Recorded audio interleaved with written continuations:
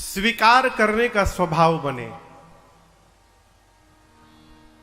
क्या स्वीकार करने का स्वभाव बने? जो प्राप्त हुआ है वही हमारे लिए पर्याप्त है, ये स्वीकार करने का स्वभाव बन गया, कभी कष्ट नहीं होगा। दुख प्रारंभ ही होता है कि जब हम अपने वर्तमान स्थिति में संतुष्ट नहीं होते। हम जहां हैं, यदि वहां हम संतुष्ट रहना प्रारंभ नहीं करेंगे तो भगवान भी हमारा दुख दूर करने वाले नहीं है। आप नीचे बैठे हैं, आप दुखी हैं कि आप यहां क्यों नहीं पहुंच रहे हैं। मैं यहां बैठा हूं, मैं दुखी हूं कि मैं ऊपर क्यों नहीं पहुंच रहा है। अरे जहां बैठे वहीं में संतुष्ट रहने का स्वभाव बनिए, जहां रहिएगा हरिहर आनंद होता रहेगा। है?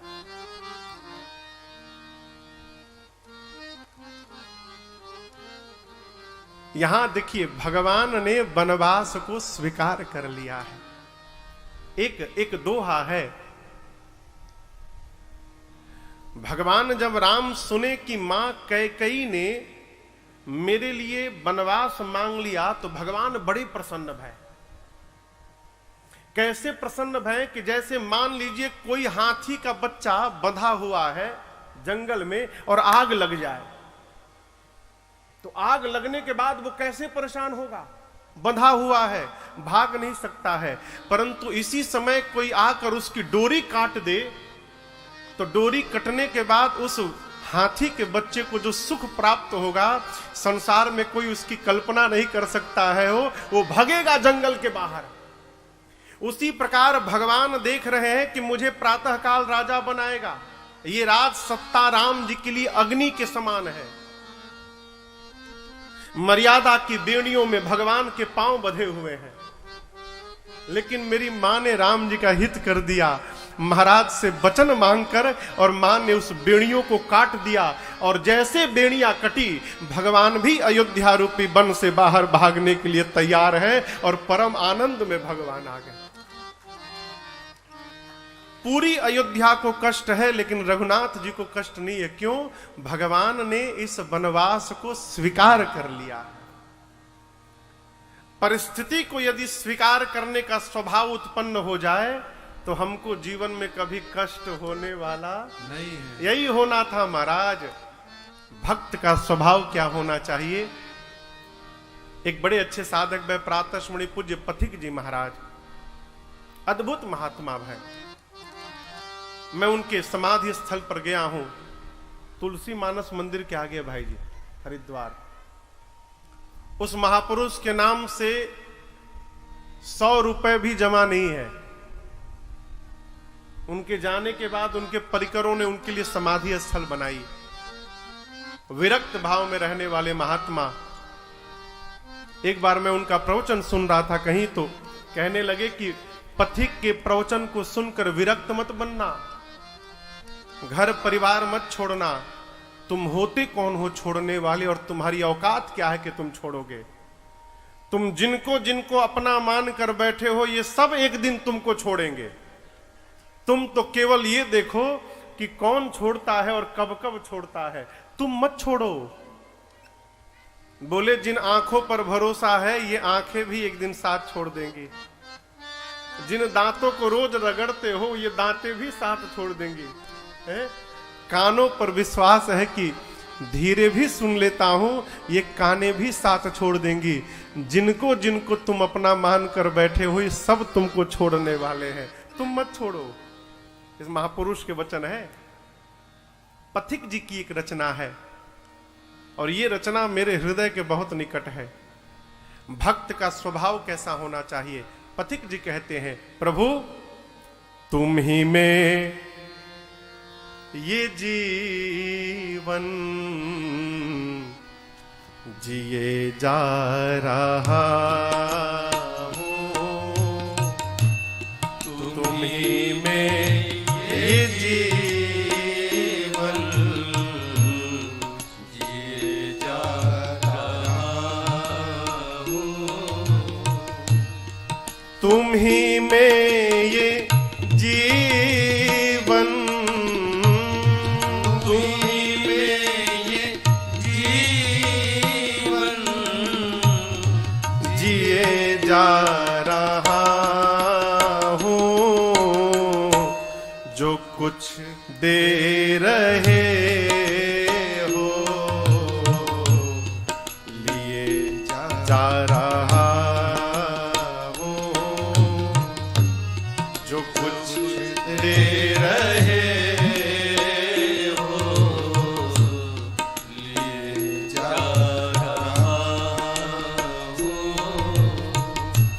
तुम्हीं में ये जीवन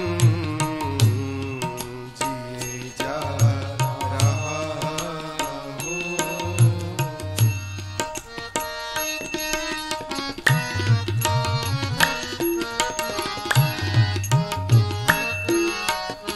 अभिमान से परे रहिए, तुम्हीं से चला करती सांसों की धड़कन, तुम्हीं से चला करती सांसों की धड़कन, तुम्हीं से सचेतन अहंकार तन मन, तुम्हीं से सचेतन अहंकार तन, प्रभु तुम्हीं में ये दर्शन,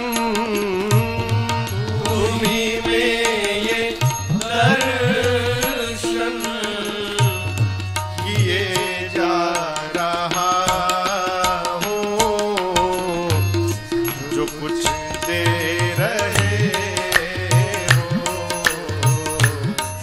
किए जा रहा हूँ, जो कुछ दे रहे हो किए जा रहा हूँ। तुम्हीं में ये जीवन जिए जा रहा हूँ, तुम्हीं में ये जीवन जिए जा रहा हूँ।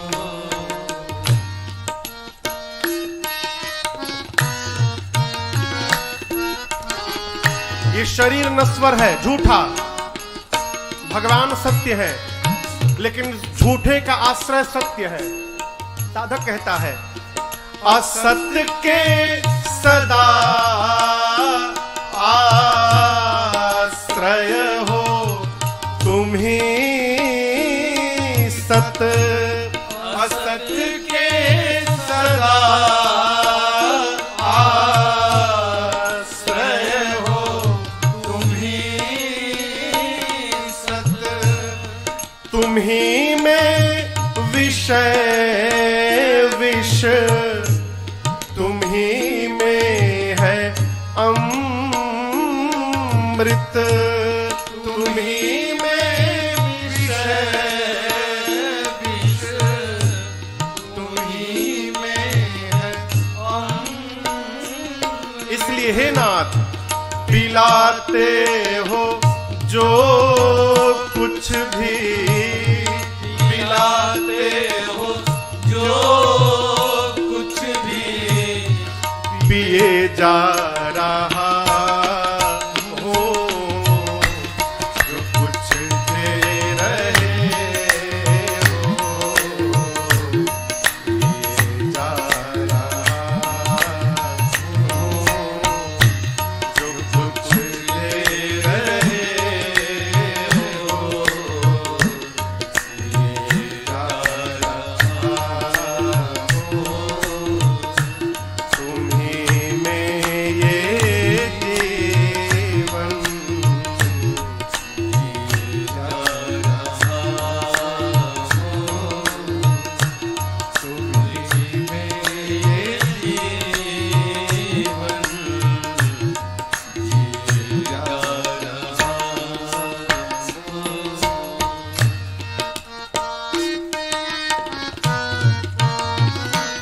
साधक कहता है प्रभु आप जो दीजिए स्वीकार है, कोई शिकवा नहीं है, लेकिन एक प्रार्थना, जहां भी रहूं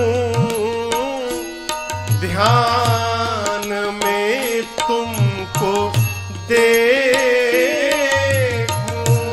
जहां भी रहूं ध्यान में तुमको देखूं, और तुम ही में हूं मैं, ज्ञान में तुमको देखूं,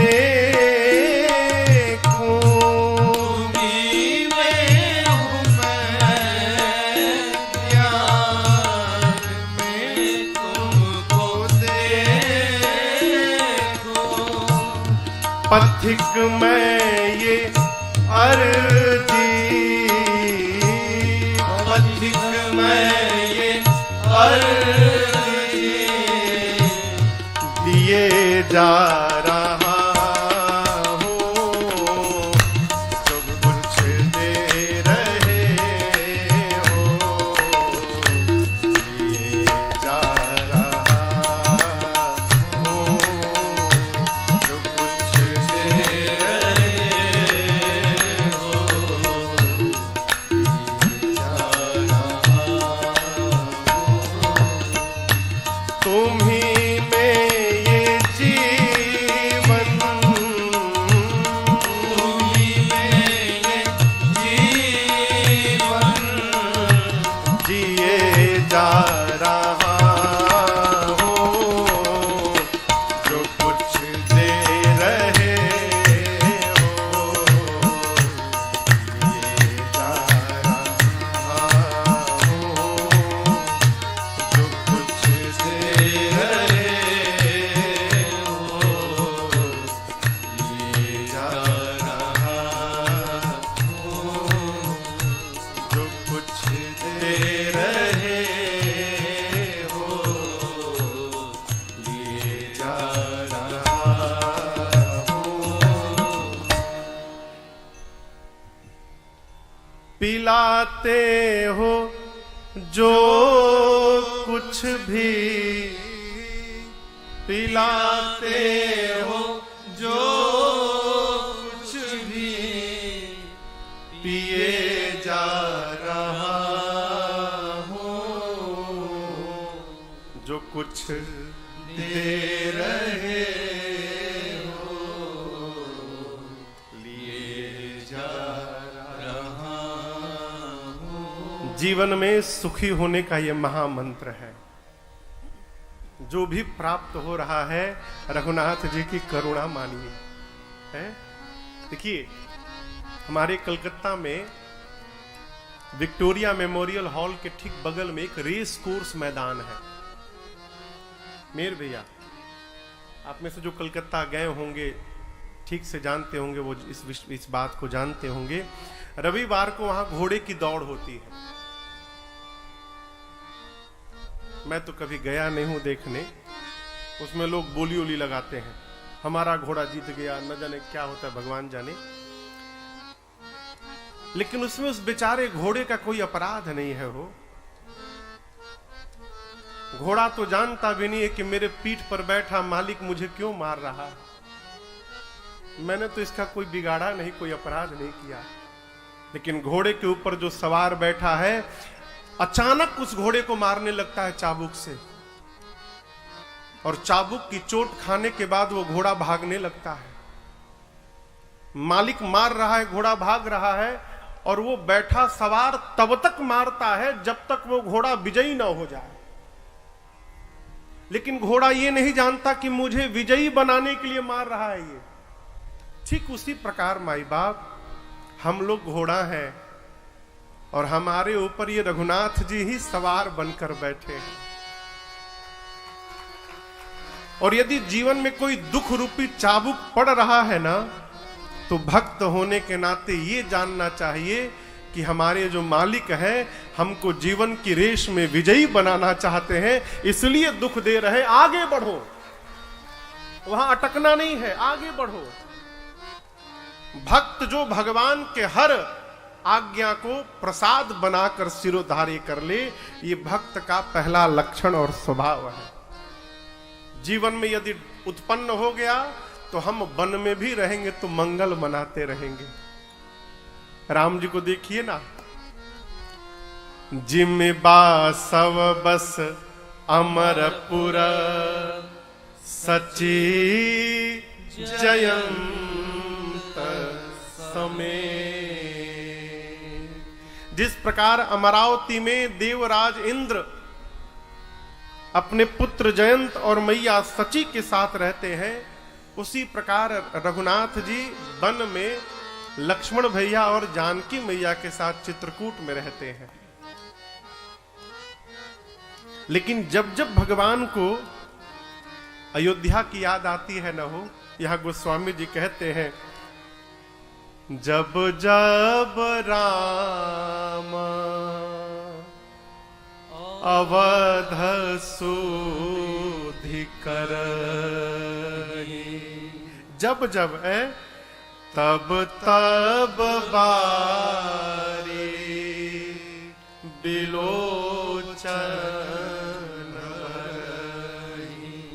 जब जब रघुनाथ जी को पिताजी की याद आती है, अयोध्या की याद आती है, भगवान के नेत्र सजल हो जाते हैं। लेकिन देखिए, बड़ा केवल होने से बड़ा नहीं होता। बड़े के जीवन में यदि बड़प्पन नहीं आई तो वो बड़ा हो नहीं है। भगवान जब जब अयोध्या का स्मरण करते हैं, नेत्र में जल आते हैं, तो भगवान सीता जी लक्ष्मण जी को छोड़कर अलग चले जाते हैं। क्यों? इनके सामने यदि मैं रोने लगा तो इनको कौन संभालेगा? रघुनाथ जी एकांत में जाकर रोते हैं। और यदि लक्ष्मण भैया और सीता जी रोने लगते हैं याद करके, तो भगवान उनको नाना प्रकार की कथाएं सुनाकर उनको समझाकर शांत कराते हैं। बड़ा होना कोई सरल व्यवहार नहीं है हो। बड़े के जीवन के हर क्षण ये दर्शित होना चाहिए कि ये बड़ा आदमी है। केवल बोलने से बड़ा नहीं होता, वो व्यवहार बताना चाहिए। और यहां गोस्वामी जी कहते हैं, लक्ष्मण भैया, जिस प्रकार अविवेकी पुरुष केवल अपने शरीर का सोचता है, जिमी अविवेकी पुरुष शरीर ही, उसी प्रकार लक्ष्मण जी केवल और केवल रघुनाथ जी और जानकी मैया के बारे में सोचते हैं। लक्ष्मण जी अपने बारे में भी नहीं सोचते, दिन रात सेवा में लगे हैं। पूज्यपाद गोस्वामी तुलसीदास जी कहते हैं, मैंने राम जी के सुहावने वनगमन की कथा सुनाई है। भगवान का वनवास भी सुहावना है। आप कहिए, पूरी अयोध्या रोते रोते बेहाल है, परंतु भगवान ने इस वनवास को स्वीकार कर लिया है, इसलिए भगवान के स्वीकार के कारण ये वनवास सुहावना बन गया है। बाबा कहते हैं, कहूं राम बन गवन सुहावा, कहूं राम बन गवन सुहावा, सुनहु सुमंत्र अवध जी में आवा, सुनहु सुमंत्र अवध जी में आवा, फिरे निषाद प्रभु ही पहुँचाए,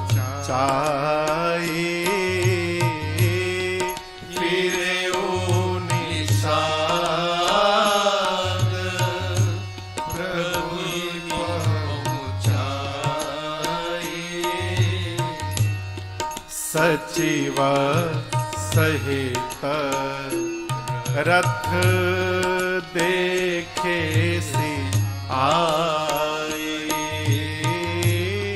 सचिव सहित रथ देखे सिआए। भगवान ने यमुना जी के तट से चित्रकूट जाने के पहले प्रयाग से आगे बढ़े यमुना जी के तट से राम जी ने निषाद राज गुह जी को बरबस श्रृंगवेरपुर वापस भेजा था। गंगा पार करने से पहले सुमंत जी को भेजा था, अयोध्या चले जाइए। निषाद राजगुह वापस आए, गंगा पार करके श्रृंगवेरपुर में पहुंचे। जाकर देखा कि जिन सुमंत जी को भगवान ने 3 दिन पहले वापस भेज दिया था, वो गए नहीं है, वो गंगा तट पर ही बैठे हैं। और बैठकर क्या कर रहे हैं? राम राम सिया लखन पुकारे, राम राम सिया लखन पुकारे, परेऊ धरनी तल व्याकुल भारी, परेऊ धरनी तल व्याकुल भारी। और इतना ही नहीं, देखी दक्षिण दिशि हाया ही नाही, देखी दक्षिण दिशि हाया ही नाही, जनु बीनु पंख विहग कुलाही, जनु बीनु पंख विहग कुलाही, धरि धीरज तब कहै निषादो, धरि धीरज तब कहै निषादो, अब सुमंत्र परिहर हो विषादो, अब सुमंत्र परिहर हो विषादो,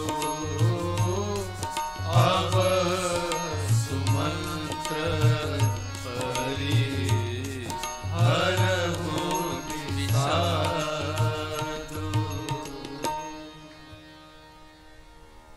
निषाद राजगुह वापस लौटे। सुमंत जी रथ को किनारे लगाकर उनके घोड़ों को निकाल के रथ से और एक पेड़ से बांधे हुए थे, और उसी पेड़ के वृक्ष के नीचे सुमंत जी बैठे हैं। और बैठकर केवल और केवल एक ही शब्द मुख से निकल रहा है, राम राम सिया लखन पुकारी। हे राम हे लक्ष्मण हे वैदेही, आप कहां चले गए हो?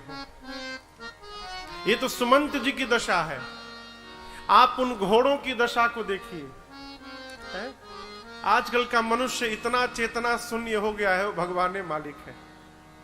घोड़े जिस दिशा में रघुनाथ जी गए हैं, रथ के घोड़े केवल उसी दिशा में देख रहे हैं, और केवल देख नहीं रहे हैं। बाबा कहते हैं, देखी दक्षिण दिशि हय ही नाही। दक्षिण दिशा में देखकर घोड़े हिनहिनाने लगे। दशा कैसी है? गोस्वामी जी कहते हैं जैसे किसी पक्षी के दोनों पंख काट दीजिए, पक्षी के दोनों पंख काट के धरती पर छोड़ दीजिए। जिस प्रकार वो पक्षी उड़ने के लिए छटपटाए लेकिन उड़ ना पाए हो, उसी प्रकार घोड़े दक्षिण दिशा में भागना चाहते हैं लेकिन भाग नहीं पा रहे हैं।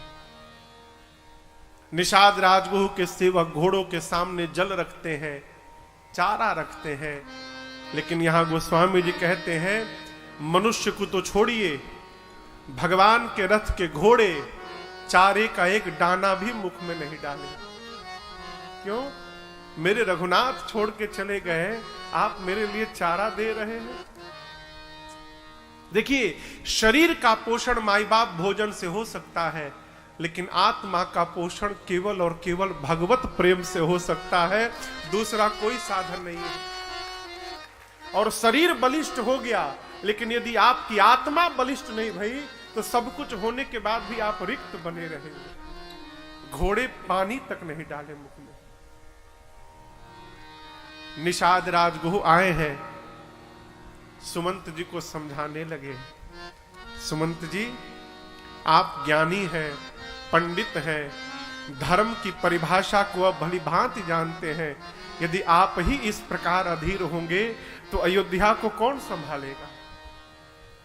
अयोध्या आज अपने आप संभलने वाली नहीं है। महाराज निढाल होंगे, आप ही पर सारा भार है। आप अपने आप को धीरज धराइए। समझाकर निषाद राजगुह ने सुमंत जी को उनको उठाकर रथ पर बिठाया, घोड़ों को वृक्ष से निकालकर रथ में जोड़ा है। लेकिन यहां गोस्वामी जी कहते हैं रथ में बंधने के बाद चर फराही मग चलही न घोड़े एक पग भी आगे नहीं बढ़ रहे। ऐसा लगता है कि मानो किसी वन के पशु को निकालकर और रथ में बांध दिया गया हो। घोड़े क्यों नहीं चल रहे हैं? जिन रघुनाथ जी को हम लेकर आए थे, वो रघुनाथ जी पीछे की ओर छूट गए हैं, और भगवान को छोड़कर आगे कैसे बढ़ जाए हम? घोड़े चलना भूल गए। निषाद राजगुह समझ गए कि सुमंत जी अकेले पहुंचने की दशा में नहीं है। अपने कुछ सेवकों को उनके साथ में लगाया, बरबस सेवकों ने रथ को आगे बढ़ाया, और जैसे गंगा जी पीछे दूर होती गई, रथ आगे बढ़ता गया। सुमंत जी समझ गए कि मैं भगवान को छोड़कर अब वापस जाने लगा हो, फफक के रोने लगे, अपने आप को कोसने लगे, कहे आहा मंद मन अवसर चूका। हे अभागे सुमंत, आज तुमने अपने जीवन का सबसे मूल्यवान अवसर खो दिया। यदि राम के वियोग में तेरा प्राण चला जाता तो तू अमरत्व को प्राप्त कर लेता। सुमंत, अब इससे बड़ा कौन सा दुख आएगा कि ये प्राण निकलेगा? राम चले गए, तेरा प्राण नहीं गया। अपने आप को कोसते हुए सुमंत्र जी जाने लगे। इस प्रसंग में यहां पर गोस्वामी तुलसीदास जी ने 3 उदाहरण रखे हैं। सुमंत जी की दशा कैसी है?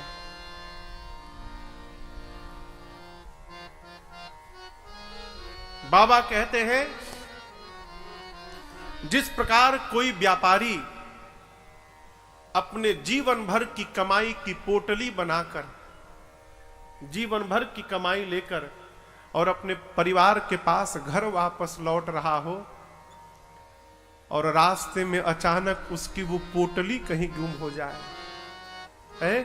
जीवन भर की कमाई हाथ से जाने के बाद जिस प्रकार उस व्यापारी को पछतावा होगा, वही पछतावा सुमंत जी करने लगे, मानो जीवन का धन राम ही कहीं खो गया हो।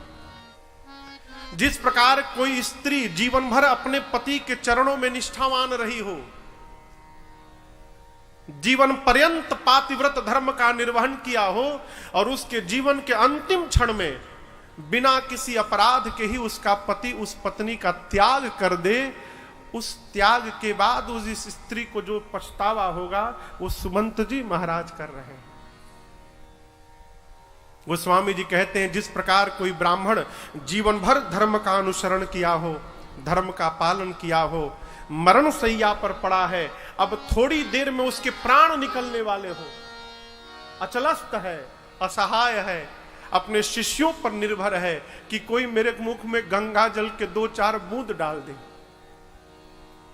और मरने से ठीक पहले यदि उस ब्राह्मण के मुख में गंगा जल के स्थान पर मदिरा चली जाए, तो मरते समय मुख में मदिरा जाने के बाद उस ब्राह्मण को जो सोच होगा, वो सोच सुमंत जी कर रहे हैं।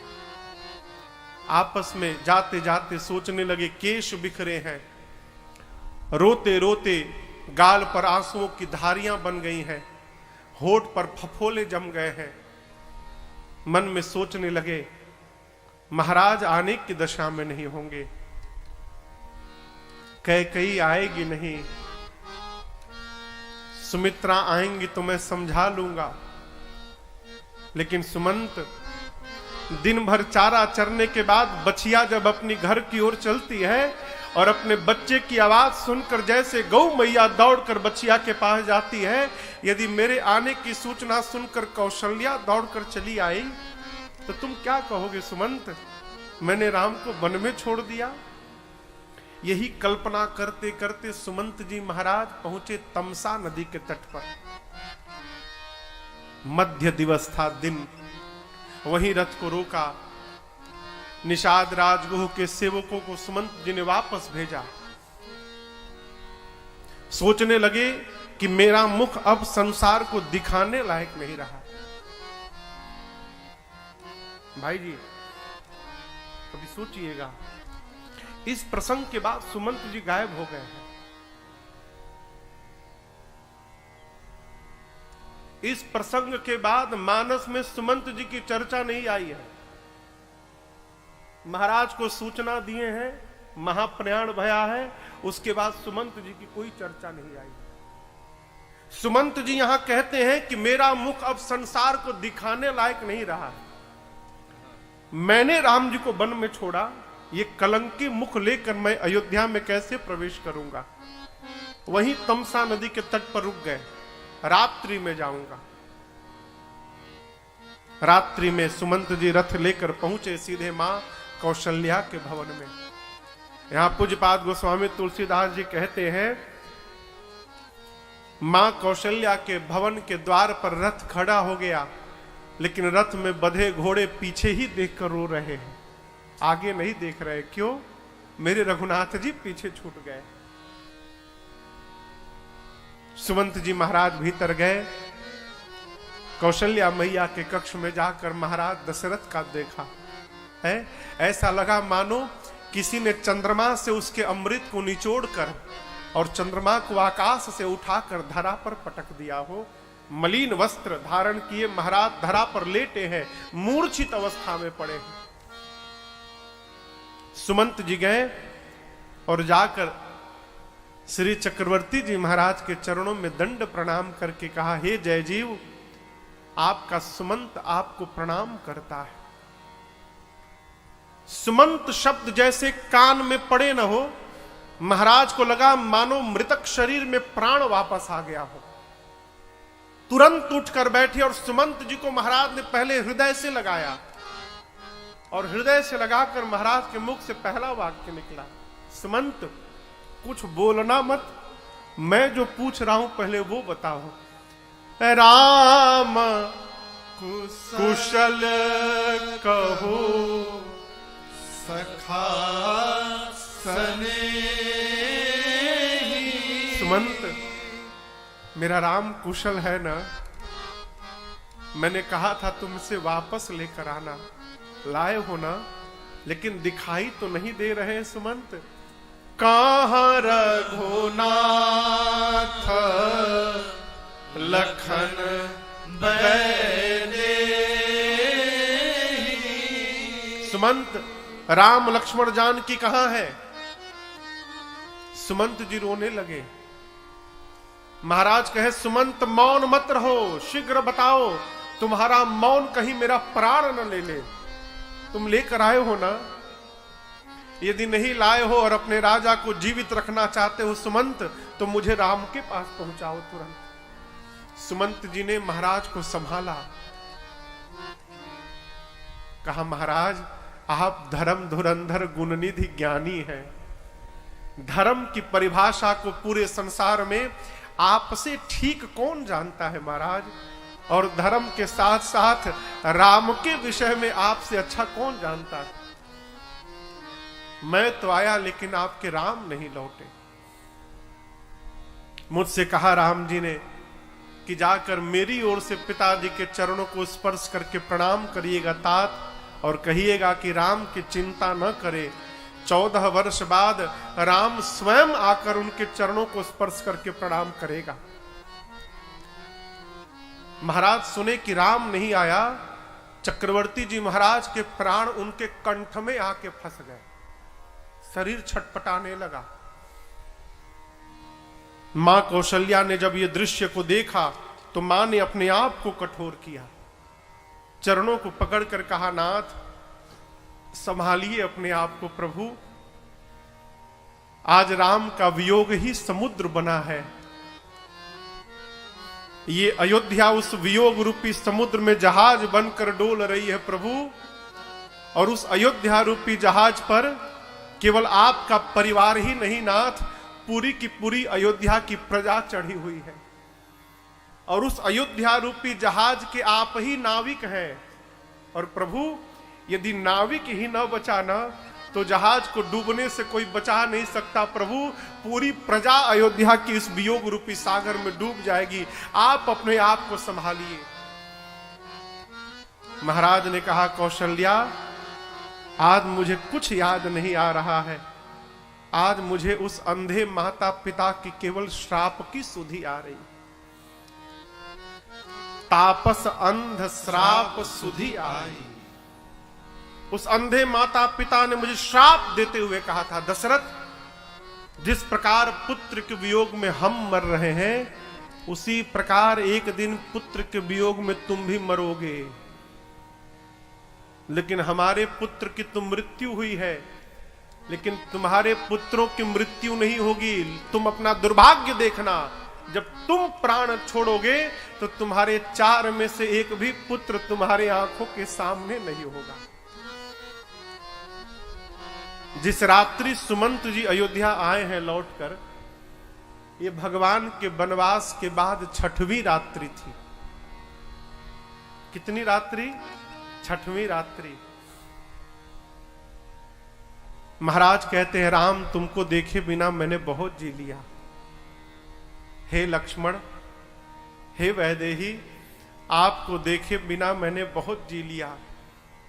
6वीं रात्रि थी, इसलिए मानो महाराज प्रायश्चित कर रहे हो, एक एक रात्रि के बदले एक एक बार राम राम कही, राम कही, राम राम कही, राम तन परिहरि रघुवर विरह, राम दयाओ सुरधाम। राम राम राम राम राम राम कह के महाराज ने उसी समय अपने प्राण का त्याग कर दिया। महाराज ने छोड़ दिया। राम जी के बहुत प्रेमी भय माय बाप, लेकिन मानस कहती है जैसे प्रेमी श्री चक्रवर्ती जी महाराज थे ना, वैसा प्रेम संसार में राम जी को दूसरा किसी ने नहीं किया। बाल कांड में गोस्वामी जी कहते हैं बंदऊ अवध भुआ। कौन महाराज? सत्य प्रेम जेहि राम पद। गोस्वामी जी कहते हैं मैं उन महाराज की वंदना करता हूं जो रघुनाथ जी के श्री चरणों में सत्य में प्रेम करते थे। कैसे पता चला सत्य में प्रेम करते हैं? बिछुरत दीन दयाल प्रिय तन त्रिन इव परे हरे। जिन्होंने राम जी के वियोग में तिनके के समान अपने प्राण का त्याग कर दिया, उन महाराज को मैं प्रणाम करता हूं। महाराज ने प्राण का त्याग किया है। यहां पूज्यपाद गोस्वामी तुलसीदास जी महाराज कहते हैं क्या? जन्म मरण फल दशरथ पावा, जियन मरण फल दशरथ पावा, अंड अनेक अमल जस छावा, अंड अनेक अमल जस छावा, जियत राम विधु बदन निहारा, जियत राम विधु बदन निहारा, राम बिरह करी मरण सवारा, राम बिरह करी मरण सवारा, राम बिरह करी मरण सवारा। पूज्यपाद गोस्वामी तुलसीदास जी महाराज कहते हैं, श्री चक्रवर्ती दशरथ जी महाराज ने अपने जीने का और मरने का दोनों का फल प्राप्त कर लिया। कैसे? जब तक जीवित रहें, राम जी को देख देख कर जीवित रहें, और जब संसार से विदा लेकर गए तो रघुनाथ जी के नाम का स्मरण करते करते चले गए। यही मनुष्य के जीवन का सर्वश्रेष्ठ फल है। भगवत नाम लेते लेते विदा हो। मेरी प्रार्थना आप लोगों से, घर में जब कोई बुजुर्ग व्यक्ति हो जाए ना, और जब उस बुजुर्ग के प्राण निकलने वाले रहते हैं तो घर वालों को पता चल जाता है। 80 साल, 85 साल, 90 वर्ष की अवस्था में जब आपको पता चल जाए कि अब ये थोड़ी देर में जाने वाले हैं, तो उस समय रोना नहीं। उस समय परिवारजनों को लेकर वहां भगवान के नाम का कीर्तन करिए। क्यों? वो बेचारा नहीं ले पा रहा है, आपके गाने से उसके कान में भगवत नाम जाएगा, और नाम सुनते सुनते यदि प्राण निकल जाएगा तो उस जीव की सदगति हो जाएगी। महाराज ने राम राम कह के प्राण निकाला, और ये निकलना सहज व्यवहार नहीं है। हमारे पूज्य महाराज श्री कहा करते कि बेटा, जिसके बचपन में भजन प्रारंभ नहीं भया, उसका 55 के बाद होने वाला नहीं है। 55 के बाद भी उसी का होता है जो 55 से लगा रहता है। लोग पूछते, महाराज राम राम कहने से क्या होगा? है राम कहने से, राम कहने से तू तर जाएगा, राम कहने से तर जाएगा, राम कहने से तर जाएगा, राम कहने से तर जाएगा, पार भव से उतर जाएगा, पार भव से उतर जाएगा, राम कहने से तर जाएगा, राम कहने से तर जाएगा।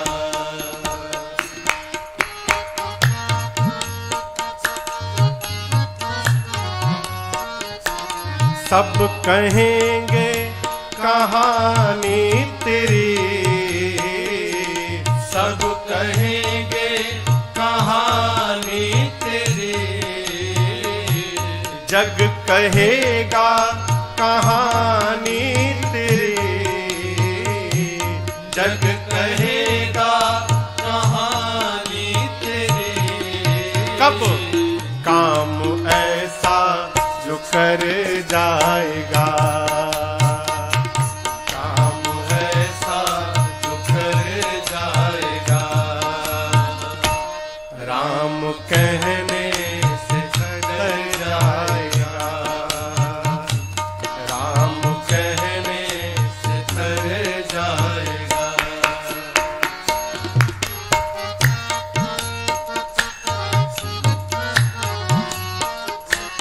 इनकी करुणा से नर तन मिला,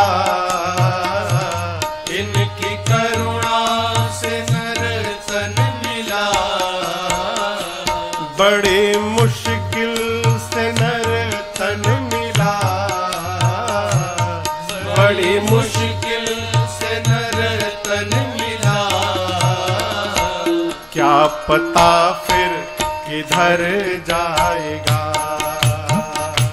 क्या पता फिर किधर जाएगा, राम कहने से तर जाएगा, राम कहने से तर जाएगा।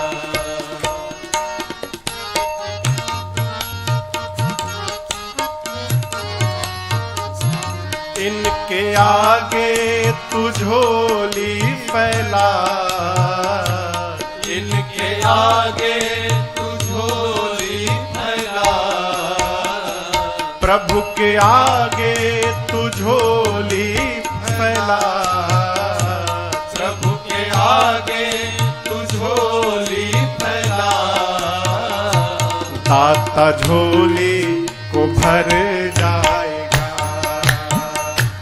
दाता झोली को भर जाएगा, राम कहने से भर जाएगा, राम कहने से भर जाएगा।